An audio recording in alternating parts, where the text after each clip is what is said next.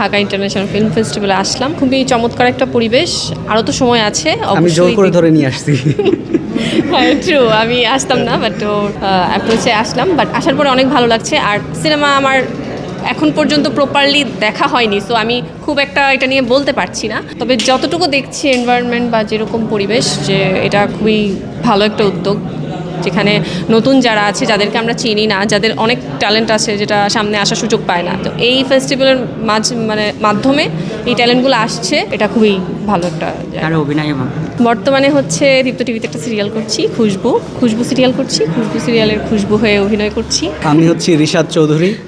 খুশবু serially আমি হচ্ছে তার রোম্যান্টিক পার্টনার বলা যেতে পারে। সো আমার ক্যারেক্টার হচ্ছে আমি একজন ইন্ডাস্ট্রিয়ালিস্ট, এবং আমার যেই গার্মেন্টস সেই ফ্যাক্টরিতেই হচ্ছে খুশবু গ্রাম থেকে এসে চাকরি নেয়। সো এভাবেই গল্প এগোচ্ছে, বাকিটা দর্শক দেখলে বুঝতে পারবেন। হ্যাঁ, এটা হচ্ছে একটা গার্মেন্টস রিলেটেড একটা স্টোরি। গার্মেন্টসের লোকজনের একটা স্ট্রাগল এখানে পাওয়া যাবে, বা খুশবুর ব্যক্তিগত একটা স্ট্রাগল পাওয়া যাবে, যেখানে রিশাদেরও একটা হেল্প আছে, সে রোমান্টিক হিসেবে, বা আমরা যথেষ্ট কমফোর্ট কাজ করতে, হেল্পফুল।